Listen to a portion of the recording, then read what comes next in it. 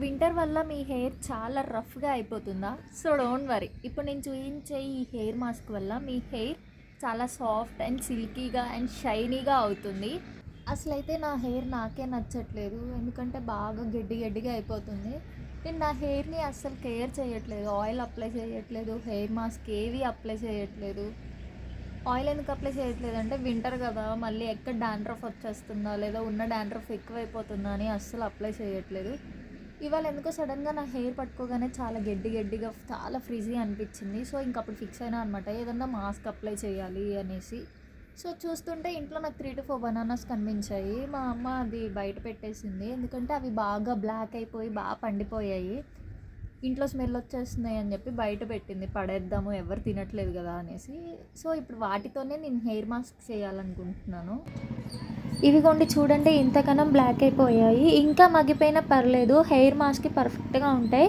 ఈ mask prepare చేసుకోవడం కూడా చాలా సింపుల్గా ఉంటుంది. ఏం లేదు, 3 to 4 బనానాస్ని మిక్సీలో వేసి గ్రైండ్ చేయడమే. నా హెయిర్ లెంత్కి అయితే త్రీ బనానాస్ సరిపోతాయి. అండ్ మీ హెయిర్ లెంత్ని చూసుకొని మీరు ప్యాక్ ప్రిపేర్ చేసుకోండి.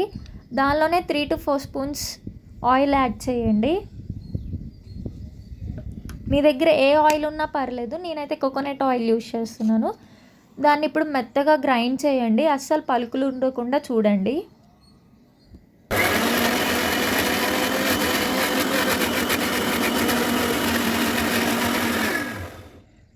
ఇప్పుడు ఇదంతా ఒక బౌల్లోకి ట్రాన్స్ఫర్ చేసుకున్నాను.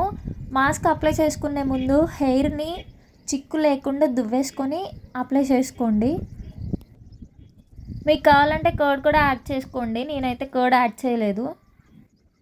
ఈ మాస్క్ని ఆయిల్ హెయిర్ మీదైనా అప్లై చేసుకోవచ్చు, లేదా మీరు ఆల్రెడీ హెయిర్ వాష్ చేసుకున్న స్కాల్ఫ్ పైన అన్నా అప్లై చేసుకోవచ్చు. బట్ ఏంటంటే మ్యాక్సిమం హెయిర్ వాష్ చేసున్న హెయిర్ మీద అప్లై చేయడానికి ట్రై చేయండి.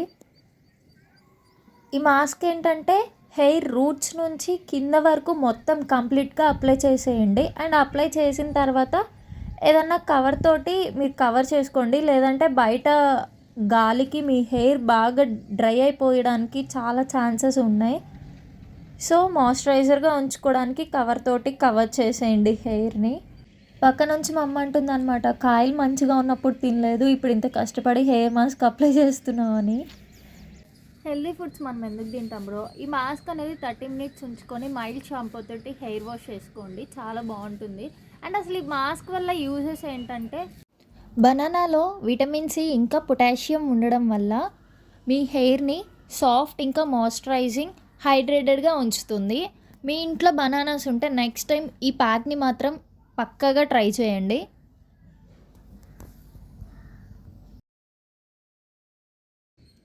ఇంతకీ చెప్పలేదు కదా, ఐఎమ్ సింధు అండ్ నా ఛానల్లో ఆల్ టైప్ ఆఫ్ కంటెంట్ ఉంటుంది, ఐ మీన్ మిక్స్డ్ కంటెంట్ ఉంటుంది. ప్లీజ్ సబ్స్క్రైబ్ అండ్ పక్కనే ఉన్న బెల్ ఐకాన్ని క్లిక్ చేసుకోండి. ఉంటాను, బాయ్.